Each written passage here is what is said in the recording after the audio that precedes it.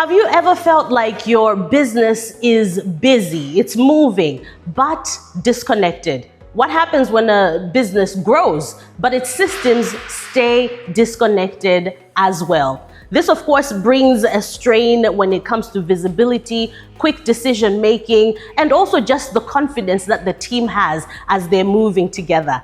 What if I told you that Sparc Systems has come up with an enterprise management platform that brings all of these in one place and helps teams and organizations move faster, have better decision making, and also clarity as they can see from top to bottom what is happening. Let me introduce to you the Sparc Force. My name is Ruth Kulaisi, and this is Think Tech Thursday. Now, to help us understand the vision behind Sparc Force itself and how it works is Dr. Wisely, MD for Sparc Systems. Thank you for joining us. You're welcome. Rather, thank you for having us. That's what I should be saying.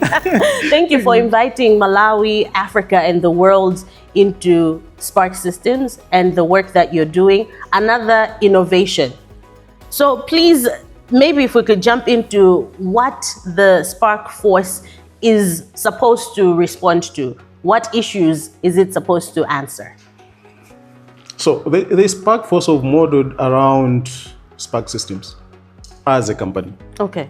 You know, over the years, we've really grown really fast into different countries. I think people just look at the countries. But for us, when we look at how we're going to the countries, we also look at the verticals, the revenue streams, how we're supposed to operate. So as a company, any other company, especially, I would say this is an enterprise management platform. So it's supposed to solve issues that are normally come to the enterprise, bigger companies, for example. Mm-hmm. So as you're growing, you understand that the company will have different teams. It will have the teams, for example, in sales. It will have the teams that might be, like for us, technical support. So we'll have developers, we'll have technical support, system support, all these teams that are coming from the technical side. Mm-hmm. Then you also have teams that are helping, for example, the sales team, and these are the marketing guys. Then you have the operations. So now you've got all these streams and you're growing. Mm-hmm. And then if you become multinational like us, so we've got these type of teams, say in Rwanda, Zambia, we in Kitwe, we in Lusaka. You've got the same teams again in Tanzania, in Mozambique. Now the question is, at the end of, let's say if you're evaluating at the end of, say 6 months or 1 year, how do you drill down? How do you have a 360 view of your company as the CEO? Mm-hmm. So again, how do we have that top, bottom, and bottom up conversation and outlook of how you're operating? Mm-hmm. That's where the Sparc Force comes in. So it's supposed to give, as a start, the CEO the 360 views of how the company is operating. So you're digitizing the whole environment of the company. So as you want to be able to see all what is happening, the other team members also, they should be able also to push the other side. Okay, so if, let's say for example, today I'm looking at the sales, I should be able to sit down and see how much sales we've done in this month.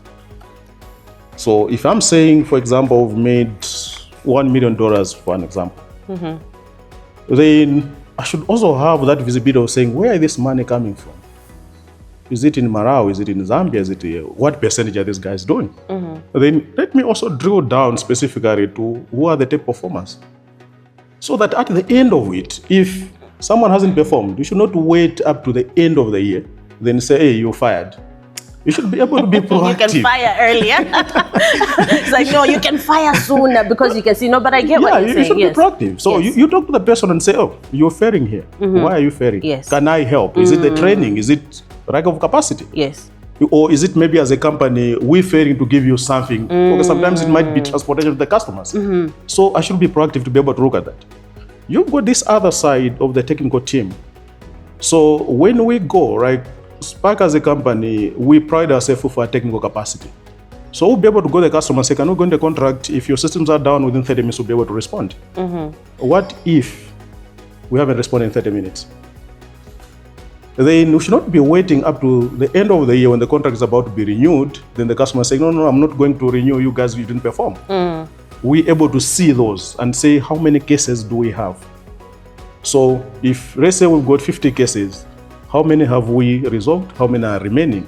Can I drill down and say, who is the engineer that is working on this case that hasn't been resolved? And if he hasn't resolved, what are his comments? Maybe he's lacking tools. Maybe he's lacking the training. Okay? So if this person maybe is just someone that, or maybe he's sick. The case is assigned to someone but he's sick. Can we escalate? So you've got all these, especially when you're operating as an enterprise. I think we're seeing a lot of companies now, they're looking into expansions. This is the problem that they'll be able to see. And lucky enough, at Sparc, we've seen them already, we've solved them, and we keep on growing. You've spoken of a CEO 360 view. I love that because there are other CEOs that are really into all of the details. And clearly this goes down all the way up to when and if someone showed up to work, what time they've been coming, all of those records. Exactly. And also, as you've put it, on a higher level, like Sparc, in many countries, you can see how each country is performing. Yeah. Outside the CEO level, who else has access to the system? So it drills down. You have, for us, the way we operate, we've got the group level, where you've got the CEOs, technical directors, and these directors. Then you go into the country specific. So country, you've got the country manager. Then it goes down. Then even when you go to the sales, the way we do as a company, you have your normal, for example, interns. Then you go to your technical sales engineers, you've got senior technical sales, you've got technical sales managers. So all these teams, if you're talking about sales. In the technical side, you also start from the interns, and most of the time the interns are just coming from school, onboard them and give them access. Then as you're going up, you have seniors, you have managers, you have directors. So as Sparc, we've got the group level, but then we've got all these specifics. Then you might have the admin, even someone at the reception. All these have got access to the system. So the Sparc Force is fed by every individual within the organization. Yes. Okay, so it's not that the manager will come and write some review that is untrue, but everyone's voice is heard within it. Exactly. Okay. So you see, as a CEO, for example, if I look at my company, then I'm seeing the admin size operation, maybe the issues. These issues that we're having there, I might see, for example, we've got 10 issues at that point. My interest is if these issues remain there for 2-3 days, why are they not being resolved? So can I click and find out these issues are not coming from the managers? They might even come from someone at the reception. And you have access to that information? Yeah, exactly. So if someone, let's say at the reception, has complained about something in the system, then the manager hasn't resolved, he should be able to escalate.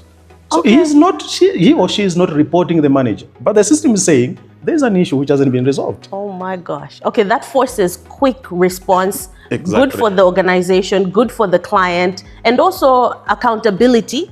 Exactly. And also we're removing the boundaries as well when it comes to opportunity for speaking and getting things done. We've seen in companies where by the end of the evaluations, for example, you find someone hasn't performed, but you ask them, why didn't you perform on this? Says, no, but I was reporting to my boss wasn't doing this. Can we be proactive? Can we see exactly what is happening in the system? So it's giving everyone a chance to present, but me also as a CEO to see what are the issues that we're dealing with from the company side, as well as now from the customer side. So the customers can escalate, and us also internally, we should be able to escalate. If this issue the manager said will be resolved in 2 days, so he puts a timer there. After 2 days, they haven't responded. The issue by itself, it escalates to the next level manager.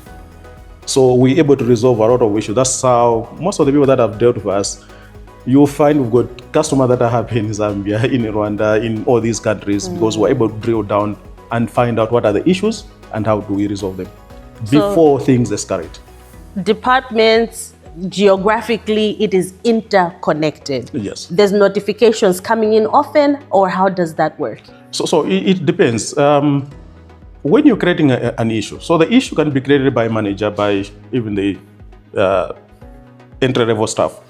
When you create an issue, there are 2 things that you look. So you might create an issue and say, this one is critical, this one is medium, this is this. So the moment you say critical, the system knows a critical system should be resolved by this time. If it's not resolved, the one responsible is supposed just to update and say, I haven't resolved, I'm waiting on this. Okay. So we're able to look at everything and be able to resolve.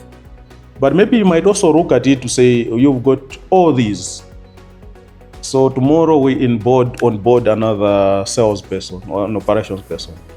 We'll not be sitting there and say, can we start creating their profile? What will be their access to the system? So remember, if this person is in finance, you're supposed to see something that the others are not supposed to see. Yes. If this person is in sales, he's got his own. And then there are all these levels. So within the system, what we've done to avoid these cumbersome type of management of the systems, we've gone into what we call role-based access control. So on that one, if let's say you're a technical person, the moment we define you as a technical engineer, it knows which authorizations you're supposed to have. If let's say I'm created there as a salesperson, it knows. So it means tomorrow if a new salesperson has come in, all I need is just create that user and say this one is a sales. As simple as that. Okay. Yeah. So authorization, privacy issues, approvals on different levels for different departments, all of these are covered because obviously there's different information that's also quite secure and private, especially when we're working with clients outside Sparc. Exactly. So most of these, they're based on who has access to what. So the thing that an intern has access to might not be the same that I would need a manager to have access to. So these are different things that will be able to say, you at your position, this is the thing that you can say. Then maybe the other part of also this system is where we look at the knowledge base. So as Sparc, we've solved very complex things. So you will find that today you've met an issue, you've managed to solve it, you can be able to click and create that as a knowledge base so that if a new person comes in, can just read and say, okay. This system was down, maybe something wasn't booting. You go in and search, then you find that this year someone solved the same, this is what happened. Okay. So we've created a knowledge base within our systems also. So the interns, yes, you might teach them, but some of the things you don't want to teach them. Just say, hey, can you go on the knowledge base and be able to read from the systems. Looking at the future of the Sparc Force itself, where are we heading with this innovation? As of now, we've used it extensively for the internal operations. So, like I said, we're able to see and react really fast to most of the issues that happened. We've also extended it, and that's the direction where I would want to concentrate our road going forward, is where now we're looking at the client onboarding. So I remember at school, one of my lecturers would say, ICT is a thankless job, discuss. Okay? It's thankless. Thankless. So, discuss 25 marks. So should we discuss or 25 marks for the viewer? Yeah, so I would say it's thankless because ICT people will be able to appreciate this to say, if things work, oh yeah, we're happy. But everyone will be saying, these guys are just sitting money, they're doing nothing. But things are working. Until something's not working. If things are not working, they'll come again and say, you're doing nothing because they're not working. Yes. So, but at the end of it, the issue is much to do with reporting. So with the systems, again, we've gone into that side of the end user reporting. So for example, if I got a contract with you, you should be able to go into the system, create a case. That case, and you give it, for example, as per contract, 30 minutes. Someone hasn't responded, it escalates. Up to the time, the whole cycle, up to the time the issue has been resolved. So at the end of, let's say, a quarter, you can just go in and click and pull down your report and say, out of this system, these are things that we worked on. So that you bosses, for example, if things have worked for the whole year, they should not be saying you didn't do anything. You can pull the report and say, this is the report that we did for the whole year. And if let's say for us, we say, no, we've resolved all the issues, and you are saying, no, you haven't, we can go into the system and refer back and say, yeah, we resolved or we didn't resolve, and have those discussions. The power of Sparc Force, is this one that organizations can have in their own space, or like you've said now, client onboarding just for Sparc, or what are we saying? Because I'm sure now there's excitement about having the Sparc Force in every organization. So for now, this is something that we've used excessively for our clients and ourselves. But it's a system that would expect if people are meeting the same issue that we're meeting, we should be able to have a discussion. And this, I should say, is 100% developed by our own team based on how we operate. So we should be able to change the code and map whichever clients might come in and say, okay, I'm having the same issues. Yes. Can I also have the same system? So we should be able to give and have a discussion with the clients. I'm excited for that because what you're mentioning here is an issue, or issues rather, that every organization, every growing organization actually faces. And as you've said, there are many organizations even within Malawi and out abroad also that are growing extensively and quickly thanks to the internet. We're really moving fast and making connections within the region and across the continent. And that calls for us to take it higher level and to have a system like this that helps us to have an eagle's view on the work that we're doing in all of these spaces. So thank you, congratulations. And I'm now thinking we should have a look at how the Sparc Force actually works in real time. Okay, so at this point we can go to the demo and we showcase exactly how we're using the Sparc Force at Sparc. Okay, so I'll let you and Joe take that one, because I mean, cool. Yeah, Awesome. so I'll be inviting Joseph that we look at the demo. Yes. And we'll move forward. Fantastic. Yeah, thank you. So at this point, I will leave Joseph to show us. We'll be starting with the CEO. So I log in as Wisely and I'll be able to show what I'm supposed to say. Then we'll start drilling down to the various departments. So let's start with my login for now. All right, thank you. So use your account, sign in, and we are welcomed by the dashboard screen. So on this particular screen, it will first show you some quick actions that you can do as the CEO. You can add users to the company, you can create new cases, you can add clients, you can manage campaigns, and you can also, when you scroll down just a little bit, you can see a brief activity overview of what's happening in the system. So the system is able to show you a time span and actually show activities that are actually happening in the particular time span. So you're able to see the issues that are coming into the platform and be able to see who's resolving what and things like that. So let's start on the analytics. Because I've logged in, I just want to see how we're operating. Okay. So as a CEO, you have this analytics as one of the options that you can actually see in the system. So I'll just click on analytics and then show you. So this is the analytics dashboard. So in this particular dashboard, you're able to see all the essential metrics or daily operations that is available or captured by the system itself. So we're starting with, it starts with the SLA compliance, where you're able to track service level agreements and performance and compliance metrics. Apart from that, most importantly, you're also able to see the workload distribution. You're able to monitor the teams and to see the workload that has been distributed across the teams. So I'll be going through each and every section, like here on the compliance side. When you go to this particular page, you're able to see the system is able to give you graphs in which it actually breaks down the information that you should be able to see. Let's and go going on the back workload, on the workload distribution, when I go to this particular page, you're able to see the workload distribution based on the teams and the individuals that are in the system. So you're able to see the workload on each and every user. When you just hover on a particular user, it is able to show you the cases that are they're actually handling, and it's able to display it in this particular nice graph that you can actually just at a glance actually see some information, important information. And then most importantly, when you scroll just down a little bit here, you're able to see the same users, but then you're able to drill down to actually view the cases that are being mentioned here. So here I can just pick let's go to the first one, the research, then we'll go on the cases that all right. going on. So when I go here to view cases, it now shows this particular screen for the workload case drill down.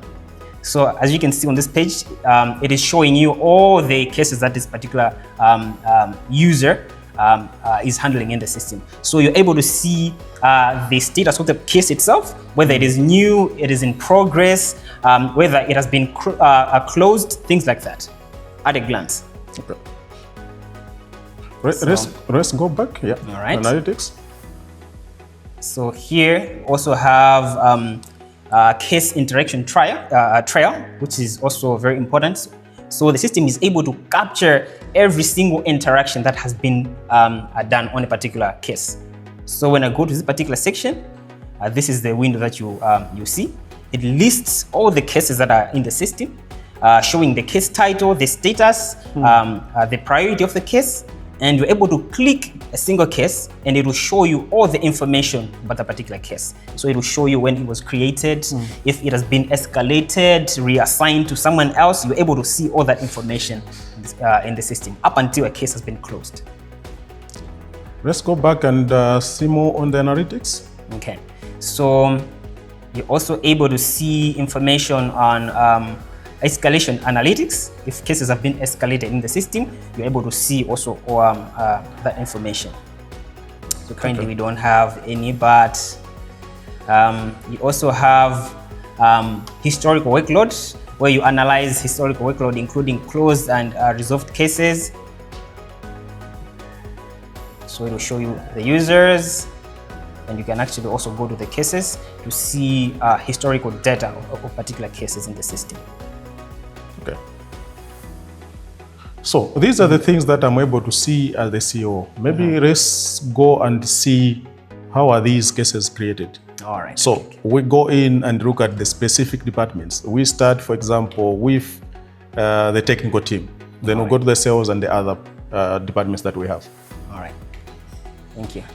So I'll just log out and pick a technical user. Engineer 1, sign in. So once I've signed in, you will notice that the dashboard looks a bit different. There are new items that you're seeing here and some other that are missing from what the CEO was looking at. So the dashboard actually gives you information that you have to see in the system based on your role. So now when it comes to case creation, the user can create a case directly from the quick actions here, or they can go to the cases where it will display all the cases that they should be able to see in the system. So when I go to cases here, so these are the cases that this particular user is allowed to see in the system. When it comes to creating a new case, now they have this option here for new case, which brings up this particular form that they have to fill in to create a case in the system. So there are some mandatory fields that they have to fill in when creating a case, which includes the case title, the client. So a case has to be associated with a particular client. Is that okay? Yeah. This particular client is having this such issue. So this is where they do that association. And most importantly, since these cases are handled by different teams in the company, they have to specify the department that will be responsible for handling this particular case. And sometimes you might also have teams that work on a case. On a case, yeah. So you can also pick a particular team, and you're also supposed to specify the priority of the case. Is this something that is critical? It has to be handled in the shortest time as possible. Is it high? Is it medium? Is it low? You're given a chance to do that, and you can also categorize the case itself. Is it a bug? Is it something to do with security? Is it something to do with infrastructure, or is it a system issue? You're able to do that. And for those that have the permission, they can also directly assign a case to someone. Okay. So this is permission based. So depending on the permission that you have in the system, you'll be given a chance to assign it to someone. Okay. And most importantly, you're also supposed to give a description for the case. What is the issue that you're actually facing? So you're given a chance to actually enter that information in the system. And you are also allowed to specify some service level agreement response hours and resolution hours. So these two fields help in escalation. So it uses the hours that have been specified here to escalate or de-escalate a particular case. So once this is done, once you have filled all the information, you can submit a case. And we have, before submit, I think an attachment down there. Yeah, so you should be able to add the attachment to your case in case you've got something else that needs to be added. Okay. There might sometimes be some attachments that you can actually help the one that is supposed to respond to the issue to look at. So once it has been created, you now see it in this particular view. So on this particular view, you can see all the cases that have been assigned to you, the cases that you created, but maybe they're assigned to other people, and you're also able to see unassigned cases, so that maybe you can claim a particular case. Maybe there's just one is just hanging in there. So that's about the cases. So we've shown how the cases are created. We have the cases that we have there. Can we check at the knowledge base? Because now we've got a case that maybe has been resolved. Assuming in this demo we already have some cases that are resolved. Yes. Can we go on the knowledge base? Okay. So here we have access to the knowledge base. So for cases that have been resolved, users are given a chance to actually create articles from the resolution itself. So those articles are now displayed in the knowledge base. So these are the articles that you are seeing here. So when you go to the knowledge base here, you're able to pick an article and then read what someone actually did to resolve something. So in here, it shows the article title, a brief description, and who exactly created that particular article. But if you want to read more about the particular article, you can just also click on read article, and then it shows you now detailed information for the particular article. And just to add on this, because we've got environments sometimes where the customer will say, I need the root cause analysis. So we should be able to download from there and also be able to give a customer and say, this is the root cause of what happened. Yes. Can we now go into the sales, log in as a salesperson? So moving away from technical, we're going in as a salesperson. All right, okay. So log out, sales engineer, signed in, okay. So now I have logged in as a sales engineer. They also have to have access to cases, tasks, but most importantly, there is a new section here for sales. So now when I go to this particular section, as a sales representative, I'm able to create leads in the system, move those leads to opportunities up until we close a particular deal. So when I go to the sales here, I'm shown this particular dashboard. It shows my assigned leads, hot leads, overdue leads that basically need a follow-up. I'm able to see all that information at glance. So what you're seeing here are some of the leads that are currently in the system. So when a lead has been created in the system, you're able to see the title of a particular lead, the contacts for the particular lead that are shown to you here at a glance. And if there is a follow-up, the system also actually shows you that, okay, there is a follow-up that you need to actually do on this particular date. Okay. Can we just, let's go on the opportunities. Opportunities. So it shows you this particular dashboard here as well. So it shows the pipeline value. So at this point, we've converted the read into an opportunity. I think the sales team are able to know what happens there. So going to the actual opportunities, now you've quantified and say, this was the read, but at this point, this is an opportunity now worth, for example, 500 million. So you're able to go in and convert that as an opportunity. Let's just maybe open one of the opportunities and just check how it's supposed to show. Okay. So this is an opportunity. So there is a summary here, opportunity summary, which shows the opportunity number. The system is able to automatically generate that. The opportunity name, some description there. There is an estimated value, the date in which it was created. And you have options here whether to mark it as won or as lost. So when you're marking it as lost, you're supposed to actually give reasons why you lost it. Yeah, why you lost it. And because that allows management to be able to actually do some measurements that okay, what actually happened. If there's maybe something to actually fix, they can easily do that. Okay, and it also helps us, for example, if you go on the read, because we're getting all the information about the customer. So you'll be able to pick in the event that, for example, some people will just write and say, I've got this opportunity, but you don't have the number, you don't have even the email address, you don't have. So from where I'm sitting, we should be able to see and say, is this really an opportunity? Is this really a read as we move forward? Yes. And again, I'm seeing we still have the knowledge base on sales. Yes. What are we seeing on knowledge base? Okay, so even on sales, they do have access to the knowledge base as they can also create cases. So for some of the maybe issues that they might face, it could be something that maybe was already solved by someone from technical, even from their fellow sales representatives. So they also do have access to this particular section. So necessarily what we're showing is on the knowledge base is shown across the board. Yes, so it doesn't restrict to say you're sales. You should be able to check everything that we're working on as well, as long as it's part of the knowledge base that we're giving out as part. Exactly. Okay.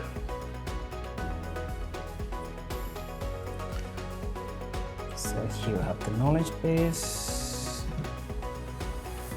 Perhaps we can also maybe move to a manager to see what the manager can actually. Let's go to the managers. See. So here's a manager. So manager.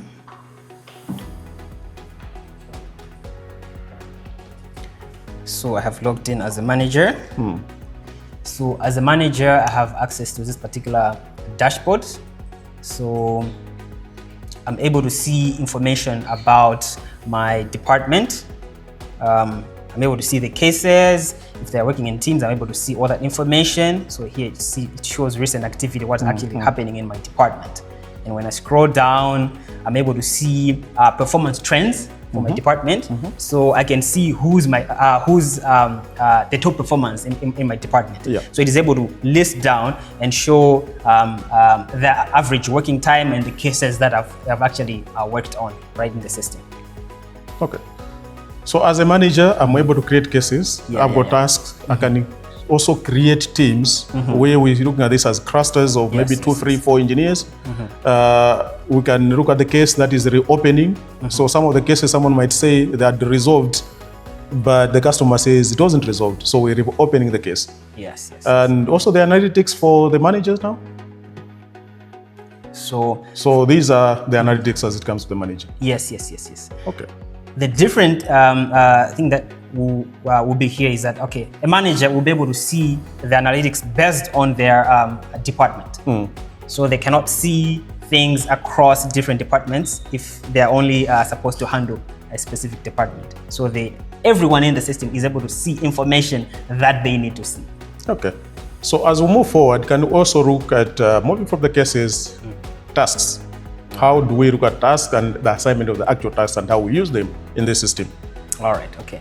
So all of the users in the system will have access to tasks as this records the activities that they are performing, right? So we might have a case.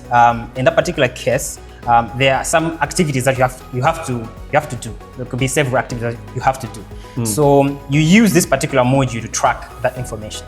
So when you go to the tasks here, it will list the tasks that you have access to, the ones that you created, depending if you're a manager or just maybe a junior. A junior will just see their own tasks, but a manager can see tasks across maybe different teams, the entire department and the like. So they all have access to this particular page where the tasks will be listed, as you can see here on the screen. So to create a new task, you have to go and click this particular button here, new task, and then it presents you with a form to actually fill in the details for the particular task. So you have to enter in the name of the task, a brief description of what exactly you're doing, the priority of the task. Is it something that is critical? Is it medium? Is it low? And you're also supposed to specify a due date if you have one, and you can estimate hours that you spent on the particular activity. And if there is more notes that you'd want to provide, you can as well provide those particular notes. And in this particular section, on the right section, you have the ability to associate a particular task to a case, if you would prefer, or if you want to create it as a standalone, you can also do that. And for managers, they can assign tasks to individuals, but if you are maybe a junior in the company, the tasks that you create are automatically assigned to you. You cannot delegate work. Okay. So if there are also maybe some documents or images that you want to share as part of that particular task, you have a section where you can actually upload also some information. And then when you create a task, it will take all this particular information, create the task for you. And once it does that, you're able to see the tasks on this particular list. So on this particular list here, you can see that, okay, there are some tasks that are in different states. Some show that, okay, not started, some are in progress, and some have even been completed.